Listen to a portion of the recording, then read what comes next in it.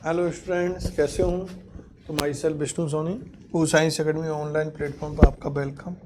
But हम लोगों ने लेसन फर्स्ट जो आपके था वो कंप्लीट कर लिया था, और आज हम लोग एनसीईआरटी से उसको रिवाइज करते हैं।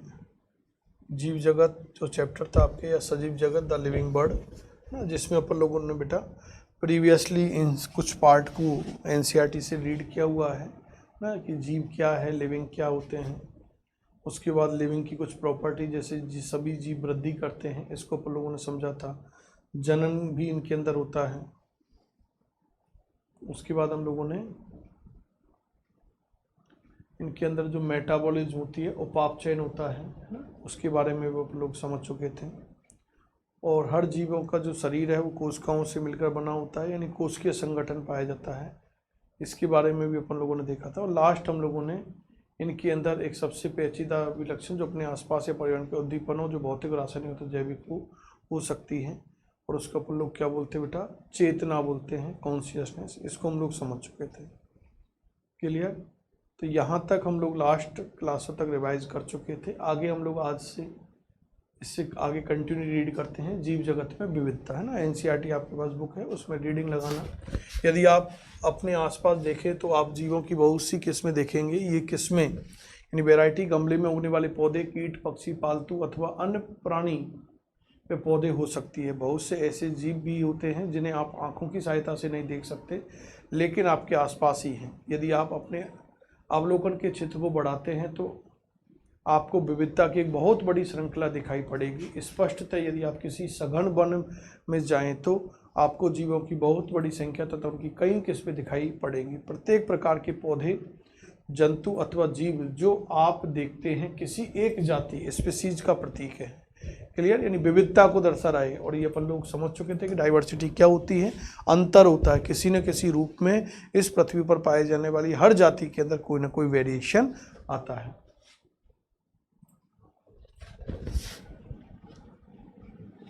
तो देखो आगे आगे क्या लिखा हुआ है।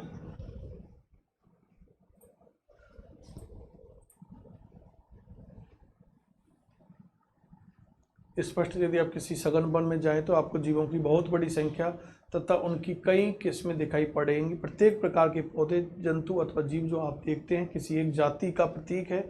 अब तक की ज्ञात तथा वर्णित स्पीसीज की संख्या लगभग 1.7 मिलियन से लेकर 1.8 मिलियन तक हो सकती है। ये नीट के लिए अच्छा क्वेश्चन है, मेंशन भी करवा रखा था ना, तो ये लाइन अंडरलाइन कर लेना। अभी तक कितनी जीव जातियों को वर्णित या पहचाना जा चुका है, ज्ञात किया जा चुका है? 1.7 to 1.8 million number of species को आइडेंटिफाई किया जा चुका है। हम इसे जैव विविधता अथवा पृथ्वी पर स्थित जीवों की संख्या तथा प्रकार कहते हैं।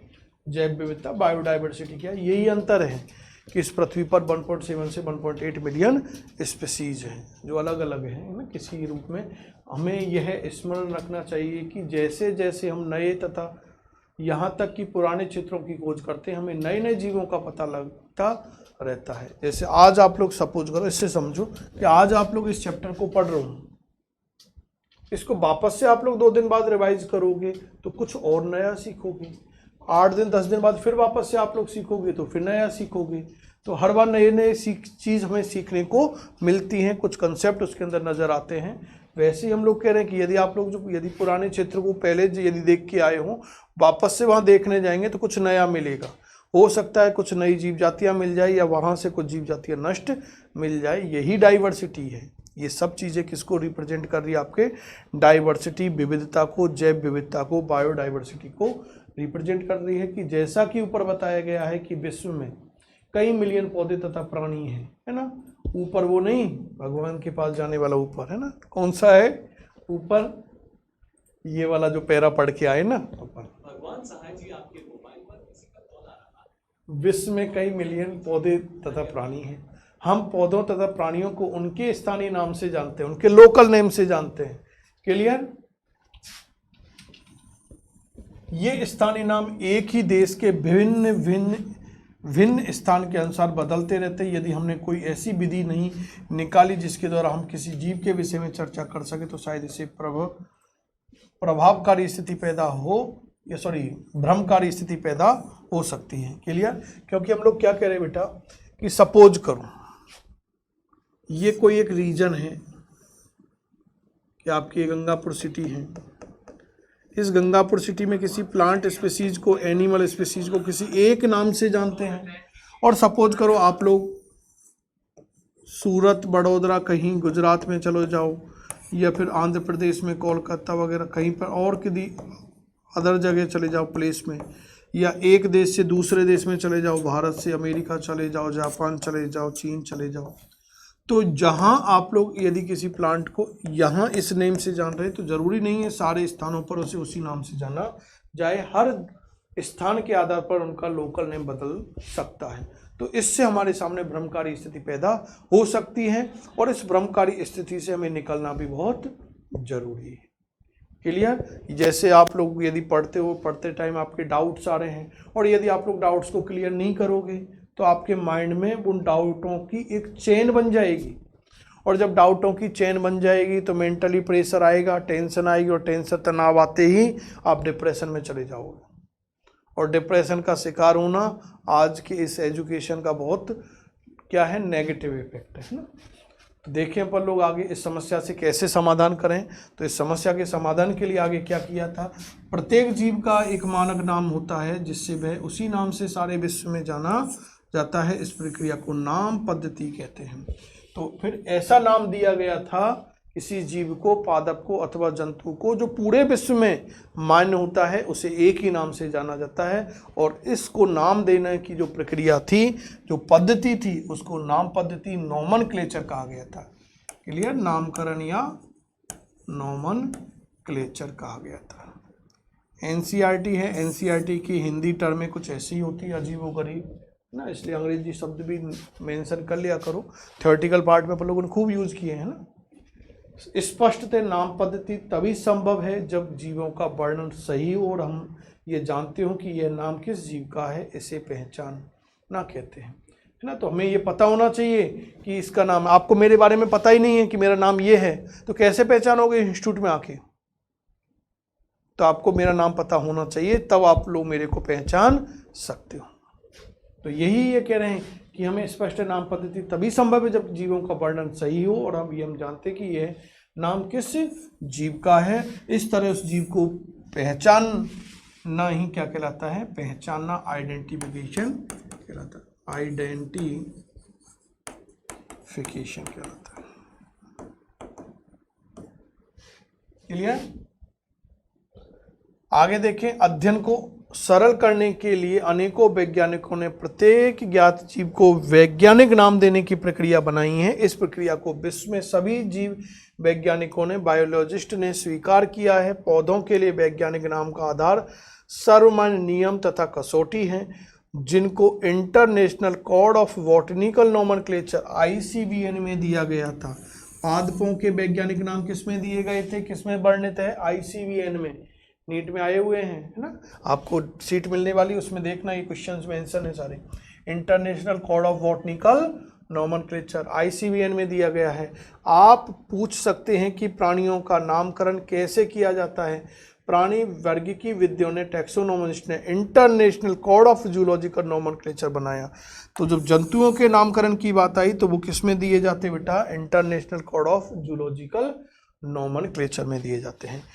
आगे देखें क्या लिखा हुआ है। वैज्ञानिक नाम की यह गारंटी है कि प्रत्येक जीव का एक ही नाम रहे।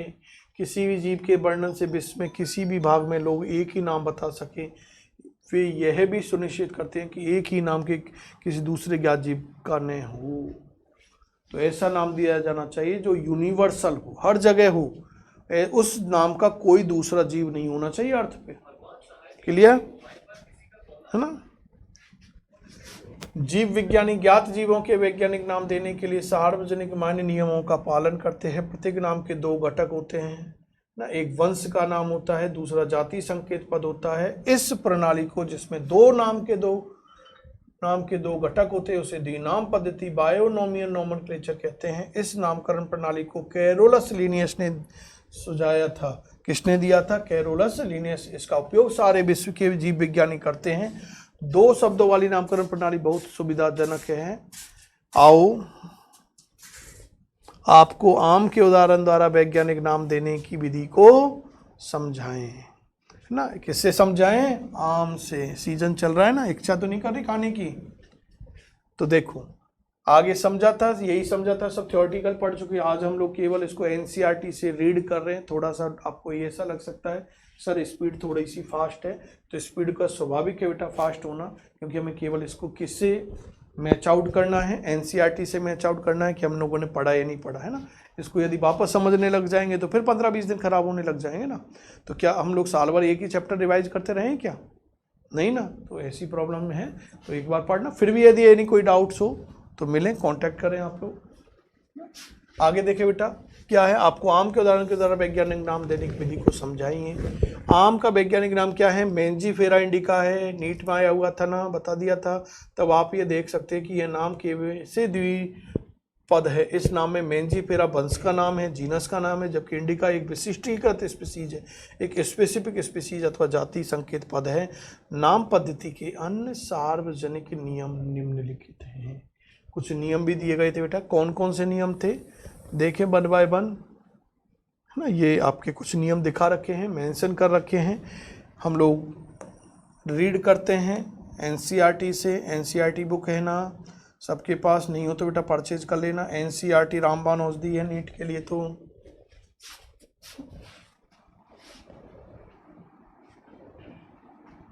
आगे देखो, जैविक नाम प्राय लैटिन भाषा में होते हैं। बायोलॉजिकल नेम, साइंटिफिक नेम किस भाषा में दिए जाते हैं?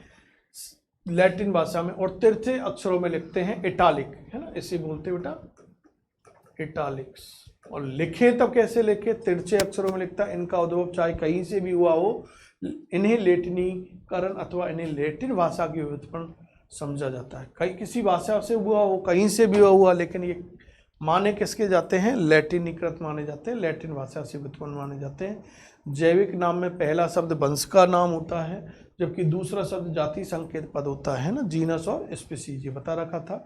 जैविक नाम को जब हाथ से लिखते हैं, है ना, तब दोनों शब्दों को अलग अलग रेखांकित अथवा छपाई में तिरछा लिखना चाहिए, है ना। जब हाथ से लिखें तब अलग अलग लिखें, वंश का नाम अलग और जाति का नाम अलग लिखे, और यदि छपाई में लिखे तो तिरछा लिखना चाहिए ना। यह रेखांकन उनके लैटिन उद्भव को दिखाता है।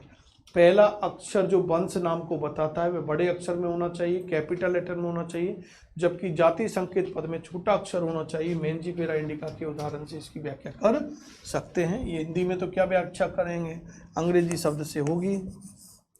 तो ये मेंजीफेरा इंडिका ना, इस तरह से लिखा था वो लोगों ने बेटा, तो इससे समझ सकते हैं। हिंदी में तो कैसे भी लिख लो, अब ऐसे थोड़ी छोटा बड़ा अक्षर लिखे तो सर आप ये बड़े अक्षरों में लिखते तो मैंने ये मैं लिख दिया फिर छोटे कर दिए ना, मेंजीफेरा, ऐसे नहीं करना। कहीं आज्ञाकारी होते हैं ना, लिखते हो ना एप्लीकेशन में आपका आज्ञाकारी से, तो कहीं आज्ञाकारी भी नहीं बनना आपको जाना है। जैसे कहें माइंड में दिमाग लगा के समझ के चलना है क्या लिखा है, नहीं तो भ्रामक स्थिति पैदा हो सकती है। और ये लिखा भी है यहाँ पर अभी जस्ट, ये भ्रमकारी स्थिति पैदा हो सकती है, तो उस भ्रमकारी स्थिति से निकलना है, बल्कि उस भ्रम में फंसना है। तो देखो आगे, जाति संकेत पद के बाद अर्थात जैविक नाम के अंत में लेखक का नाम लिखते हैं, साइंटिस्ट का भी नाम लिखा जाता है, इससे संक्षेप में लिखा जाता है। उदाहरण मेंजीफेरा इंडिका लिन। लिन ये बताता है कि इस नाम को किसने वर्णित किया था। इसका अर्थ सबसे पहले इस स्पीसीज का वर्णन किसने किया था? कैरोलस लिनियस ने किया था। कैरोलस लिनियस क्या था? आपके वर्गीकी का जनक था, द्विनाम पद्धति का जनक था। क्लियर? सिस्टमेटिक शब्द दिया था। यद्यपि सभी जीवों का अध्ययन करना लगभग असंभव है, इसलिए ऐसी युक्ति बनाने की आवश्यकता है जो इसे संभव कर सके। इस प्रक्रिया को वर्गीकरण कहते हैं। वर्गीकरण वह प्रक्रिया है, देखो अभी यहाँ से अंडरलाइन करना ही है, वर्गीकरण वह प्रक्रिया जिसमें कुछ सरलता से दृश्य गुणों के आधार पर सुविधाजनक वर्ग में वर्गीकृत किया जा सके, है ना। जिससे क्या किया जा सके? जीवों को सुविधाजनक वर्गों में वर्गीकृत किया जा सके। उदाहरण के लिए हम पौधों अथवा प्राणियों और कुत्ता, बिल्ली अथवा कीट को सरलता से पहचान लेते हैं। जैसे ही हम इन शब्दों का उपयोग करते उसी समय हमारे मस्तिष्क में इन जीवों के ऐसे कुछ गुण आ जाते हैं जिससे उनका उस वर्ग से संबंध होता है। जब आप कुत्ते के विषय में सोचते हो तो आपके मस्तिष्क में क्या प्रतिबिंब बनता है? जब कुत्ते के बारे में सोचेंगे तो क्या आएगा, बिल्ली के बारे में सोचेंगे तो क्या आएगा। सोच बिल्ली के बारे में रहे तो कुत्ते का चित्र थोड़ी आएगा माइंड में। तो आप जिसके बारे में सोच रहे हो उसी का मस्तिष्क के अंदर आपके प्रतिबिंब बनेगा, उसके बारे में ही आप लोग गुणधर्मों की बात सोचोगे। स्पष्ट आप कुत्ते को ही देखेंगे, न कि बिल्ली को। अब यदि एल्सेशियन के विषय में सोचे तो हमें पता लगता है कि हम किसके विषय में चर्चा कर रहे हैं। इसी प्रकार मान लो हमें स्तनधारी कहना है तो आप ऐसे जंतु के विषय में सोचेंगे जिसके बाह्य कान और शरीर पर बाल होते हैं, है ना। स्तनधारी प्राणियों के गुणधर्म होते हैं मेमेलियन क्लास के कि उनके अंदर बाह्य कर्ण पाया जाता है, ये जो पिन्ना वाला पार्ट होता है, और शरीर पर क्या होते हैं, रोम होते हैं, हेयर पाए जाते हैं। इसी प्रकार पौधों में यदि हम गेहूं के विषय में चर्चा करें तो हमारे मस्तिष्क में गेहूं का पौधा आ जाएगा। इसलिए ये सभी कुत्ता, बिल्ली, स्तनधारी, गेहूं, चावल, पौधे, जंतु आदि सुविधाजनक क्या है, वर्ग है जिनका उपयोग हम पढ़ने में करते हैं। इन वर्गों को वैज्ञानिक शब्दावली टैक्सा बोलते हैं। क्या बोलेंगे बेटा, इन्हें टैक्सा कहा जाता है। ये जो प्रत्येक पद हैं जो हम लोगों ने कुत्ता, बिल्ली, गेहूं, चावल जो हम लोगों ने यूज किया है, स्तनधारी, ये सब क्या है, एक टैक्सा। यहाँ आपको स्वीकार करना चाहिए कि टैक्सा विभिन्न स्तर पर सही वर्गों को बता सकता है। पौधे भी एक टैक्सा है, गेहूं भी एक टैक्सा है, इसी प्रकार जंतु, स्तनधारी, कुत्ता, ये सभी टैक्सा हैं। लेकिन क्या आप जानते हैं कि कुत्ता एक स्तनधारी है और स्तनधारी प्राणी है ना। कुत्ता की एक टैक्सोन है और ये उसमें एक स्तनधारी मेमेलियन एक टैक्सोन है, और मेमेलियन को किस में रखा गया है, जंतु में, है ना, प्राणी वर्ग में रखा गया है। तो प्राणी वर्ग अपने आप में क्या है, एक टैक्सा है। नेक्स्ट, इसलिए प्राणी, स्तनधारी तथा कुत्ता विभिन्न स्तरों पर टैक्सा को बताता है। आगे देखें, इसलिए गुणों के आधार पर सभी जीवों को विभिन्न टैक्सा में वर्गीकृत कर सकते हैं। गुण जैसे प्रकार, रचना, कोशिका की रचना, विकासीय प्रक्रम तथा जीव की पारिस्थितिक सूचना आवश्यक है और ये आधुनिक वर्गीकरण अध्ययन के आधार हैं। इसलिए विशेषीकरण, पहचान, अभिज्ञान, वर्गीकरण तथा नाम पद्धति आदि ऐसे प्रक्रम हैं जो वर्गीकरण के आधार है। तो वर्गीकरण के आधार क्या क्या है, विशेषीकरण, करेक्टराइजेशन, आइडेंटिफिकेशन है ना, और उसके बाद क्लासिफिकेशन और नोमेनक्लेचर, ये 4 स्टेप हैं जो उसको आधार मानेंगे। वर्ग की कोई नई नहीं है, मानव सदैव विभिन्न प्रकार के जीवों के विषय में अधिकाधिक जानने का प्रयत्न करता रहा है, विशेष रूप से उनके विषय में जो उनके लिए अधिक उपयोगी थे। आदि मानव को अपनी मूलभूत आवश्यकताओं जैसे भोजन, कपड़े और आश्रय के लिए नए नए स्रोत खोजने पड़ते थे। इसीलिए विभिन्न जीवों के वर्गीकरण का आधार उपयोग पर आधारित है।